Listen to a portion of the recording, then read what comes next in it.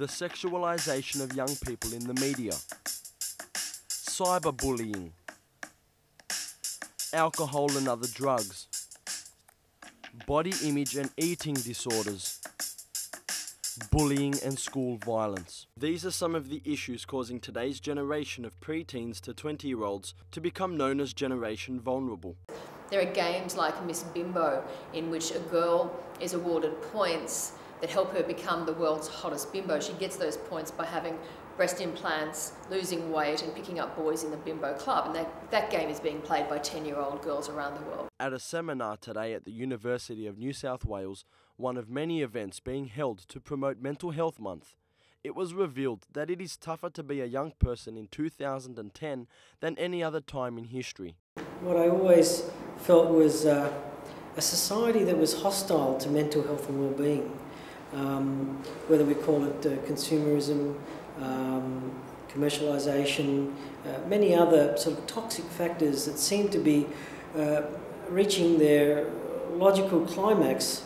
The sexualisation of young people is just one of the issues being explored at the seminar aimed at improving the well-being of children and teenagers by addressing the mental, social and emotional challenges affecting them in a complex world. The increasing trend of the sexualisation of young girls in the media is said to be contributing to their negative physical and emotional health issues, including eating disorders, depression, anxiety, low self-esteem, poor academic performance and self-harming behaviours.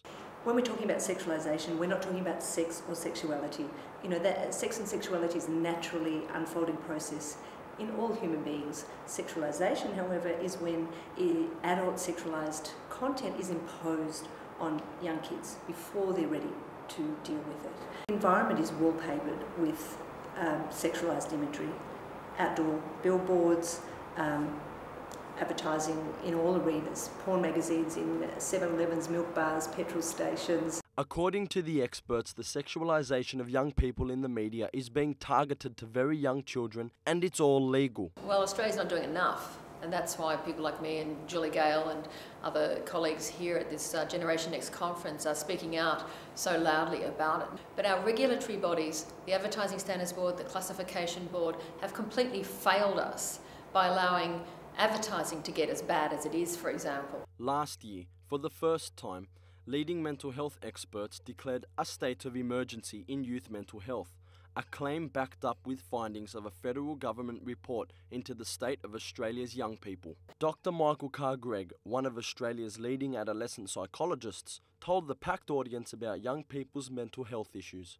I think what we can say to you is that Australia has a situation where 1 in 5 young people have a serious psychological problem prior to the age of 18, and that about half of those kids with the most serious problems never get treated, and that's unacceptable.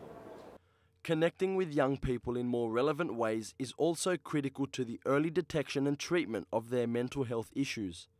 In partnership with the Generation Next seminar, local chalk artists in Parramatta are taking art and mental illness to the streets, transforming Church Street with colour, creativity and the theme, the blues.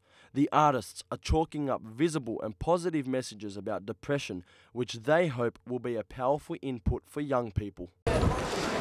Black Dog Blues is a name I gave to it because I focused on depression and a transition from a dark period in someone's life through over to where music alleviates that kind of mood. And Black Dog is a name given to depression by Winston Churchill. I've used the white figure as an empty spirit, so a vessel that's looking for transition. And I've looked at the transition from that empty vessel, Black Dog Blues, and then looking at the crossroads. I think it certainly brings awareness to the issues at hand, and it makes a connection to the general public, and any sort of exposure of any of these causes that you can actually make connections to the public is really powerful. While offering a range of practical solutions to teachers, parents, carers and anyone working with this vulnerable generation, the experts did have one key message: be aware, be informed and be involved. Marcus Megalokonomos, UTS News.